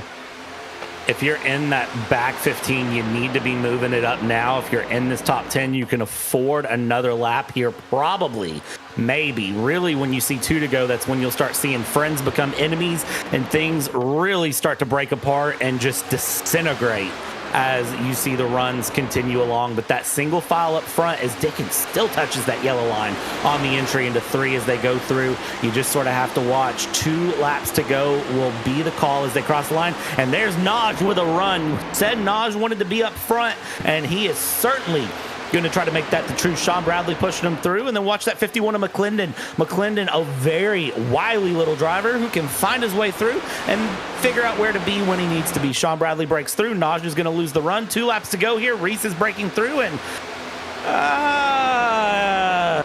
if I should avert my eyes or watch. Yeah, that 48 of Naj, he just got, a little bit of a ray of hope, and that ray of hope was instantly brought back, and we're sort of wrecking Chad Baer, and that will throw out the caution. I didn't think it was going to, but Barney said at the last second, I got to do it, and that will put us into overtime, which originally you'd think, well, are they going to have enough fuel? I think they still will. Most of them pit sub 30 to go, so they should be fine. Well, let's take a look here. And Chad Baer, is that the 88 of Jeff Slaughter? I guess it could be one of those classic situations of who came up, who came down. We'll try to sort that out. Riding on board with Slaughter here. So Naj drops down, and Baer is there. And Slaughter is high. He sees. I don't want to make that call. I ain't making that. I'm not making that call. I'll let someone argue with admin later. I'm not making that call. Nope. So this will put us into insert sponsor here, overtime here at the Talladega Superspeedway. The All-Star 85 will now be addendumed to the All-Star 87 or 88. I think we were told by admin last week, Brad, or 2 weeks ago, 3 weeks ago, whenever it was. I think they said there was 2 or 3 green-white checkers. I know Al Corey. 3 attempts. So the All-Star 85 could go as far as maybe the All-Star 95, which I don't think any of us are hoping for. We want to get this sorted out. But interestingly there, Brad, again, they single-filed out, and I don't know if much would have happened. I don't think everyone could have made a move at the same time. So Robinson's looking pretty right now, but at the same time, now they're going to be doubled up. Now they're all going to be, stacked up in a bigger wad, which makes things more unpredictable. So it's going to take them until the exit of turn 2 to even really get momentum going to sort of find things out. And the first thing they're going to want to know is who's the friend, who's the enemy, who do you have to help, who do you have to hurt? And that is going to be really where it comes through. So we will not know until the entry of 3 who really has a chance at the win. And even then, it'll be the exit of 4 on the final lap that really shows us who's going to win, who's going to lose. And even then, they'll come through the tri-oval, and that might change again. So, welcome to the lottery. Welcome to, I don't know, if you're a Dungeons and Dragons fan, just roll a D20, see what hits, and that might be your thing. Yeah, I got no idea what that means. But what I do know, just for the sake of transparency with our fans, is we are hitting the latter end. In fact, we are in effective overtime as it stands from a broadcast agreement perspective. So we will interview the winner. We won't have time for second and third. We do have to get to reruns of the Golden Girls here. It is utmost priority here on PTR TV, all jokes aside. But yes, we will interview the winner and do a quick rundown of the results here today. But won't be able to go into a full-fledged post-race show. And right now, Matthew Robinson, again, he has led about, what is now 20 laps. And his compadre, Timothy O'Connor, if they take the lines that iRacing provides them, they're going to be first and third back to where they want to be on this restart. And if that's the case, unless that friendship breaks, that 34 will be looking pretty. Yeah, it's going to be really interesting to see where they land on their side. Let's watch and see how the 34 and the 2 do here. I don't know. I really don't know at this point who to say could win, could lose. Somebody could dump somebody for, I don't know. They could sneeze and it could just go south. That is the most terrifying thing ever. Sneezing while driving, that is up horrible. There with hate it. Being on the 35th floor. Well, that's just me. I hate heights. But if you told me to be on the 35th floor of a building or to sneeze while driving, I'd rather take my fear of heights. I cannot stand sneezing while driving. Especially if you're like you're coming into a red light or you're in traffic, and then you just lose that 1 second, because you can't sneeze with your eyes open. I think it's biologically impossible to sneeze with your eyes open. Just think, Corey, you know my full-time real-life job. You should. Someone pop a goo. Someone pop a goo. Can you sneeze with your eyes open? I think Mythbusters tested that, and the answer was a definitive no. It's like your body knows your eyeballs will come out of your skull, so... I don't think they'll literally come out of your skull, but I think it's just like a reflexive response because the muscles in your, like, sinuses contract. Anyways, that's a podcast topic. We need to make a PTR TV podcast. Let's table that for Q3. Yeah, let's do. And it's also, we haven't done our caution count. Again, we have all ability to track the cautions live on the ticker, but we don't because it's more fun to guess. Being said, Brad, I'll let you guess first. 7? I'm going to be less optimistic. I'm going to go, I don't want to Price is Right you and just say 8, but I also don't think it's less than that. So I'm going to break the rules and reluctantly agree with you. I'm going to say 7. Ah, crap. I should have said 8. 8 cautions for 24 laps, which at a plate track is a sizable portion. We've said 17 lead changes and tie E. The E stands for, can you have a letter of the alphabet that has more words that go in it? E stands for ever so fast, as he has the fastest lap of the race. E stands for, according to Andre, you can sneeze with your eyes open. That is exactly what just got confirmed. E stands for, according to Andre, you can see. Where was the word that started with an E there? But either way, doesn't matter. It does not matter. But what does matter is a restart that very well may be the last time. Remember, if we get to the white, as I always say, if we get to the white, we will get to the checkers unconditionally. Doesn't matter how many cars are upside down or backwards or flipping. If we can get to the white, cautions are turned off on the white on the last lap of the race. But we're in the restart zone, getting ourselves underway for the All-Star 85 finale. We are in overtime. Let's see if we can go and complete these last 2 laps. Trying to get things wound up early, and they're already wiggling it through. JC John Campbell trying to peak a little low there, but up on the high line, it is hold it as steady as you can. Ty Ebass trying to find a way through there on the high line. Brian Dickens trying to tack through as well. They've already split it 3 wide. We haven't even gotten through the exit of 2 as they go through. Matthew Robinson just wants to hold that high line. Kyle Dewey, can he do it? Can he get the win here? Well, he's going to certainly try. He's down low as they come through into 3, and these front 2 are going to try to break away. They're going to try to break away, which could be a good thing, could be a bad thing, because it'll allow the rest of the field to get a huge run that they'll have to defend against. But again, they've been working together all race quite favorably. We look as though we're gonna make it. Barney has that flag in hand, and we're gonna go 1 lap to go. Sponsored by We Don't Have a Sponsor. Can we finish this thing through cleanly? Let's see. 34-119, or will someone come from the back?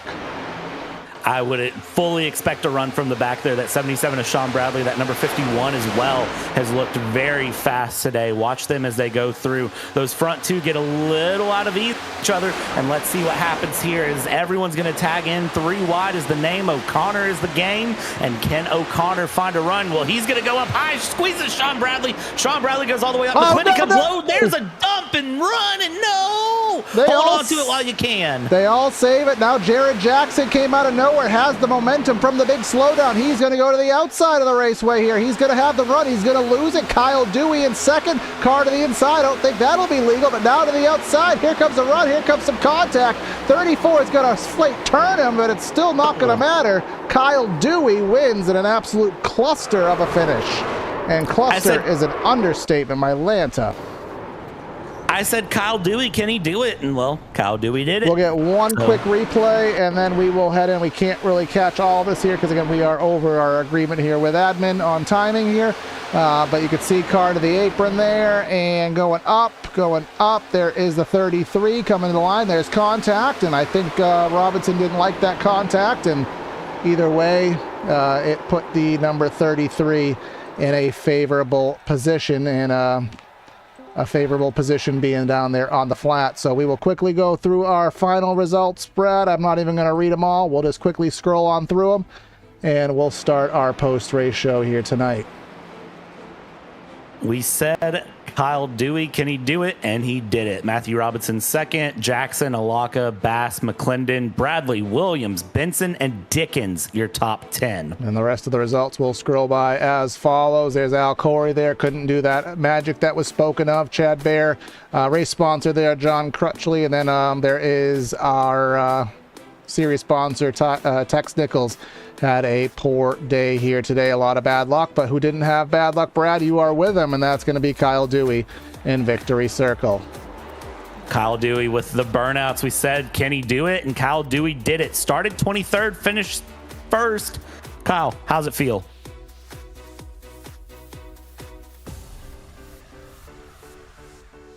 Oh, Kyle, are you there? Oh, sorry about that. I forgot it was push to talk there. There you are. Yeah, I feel great. I definitely want to thank my teammate Matt Aloka. He was able to push me through there. We were kind of scheming a little bit before that green-white checker came out, but finally happy to finally get a win under my belt. Talk to me about that final lap from your perspective in the seat there, and tell me kind of what you felt, what you saw, and especially coming through the tri-oval there to the finish line, crossing the line sideways. Yeah, I knew going into the final turn what me and Matt were trying to do. As long as we were to clear the lane above us, I think we had a really good shot. But then they started crashing above me. I was just pretty much just holding on for dear life. Was able to avoid that, and then I had Matt follow me from going into the tri-oval to get that momentum. So it feels great. Man, it was really fun to watch, and I got to ask you, first win under the belt, how do we feel about the rest of the season? You think we're going to see more? I really hope so. I recently bought some newer equipment, so hopefully I can get a little bit of more speed under my belt. But overall, just getting the first one is the hardest one to do, and hopefully the other ones come a lot quicker.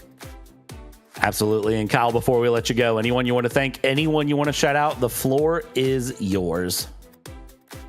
Yeah, I want to give a shout out to, like I said, my teammate Matt Aloka. He really helped me out there. Everyone at the Triple Bypass community, really great community if you're looking for a place to race. These guys are really the best. And shout out to my family that's watching, my dad and my cousin and all my friends.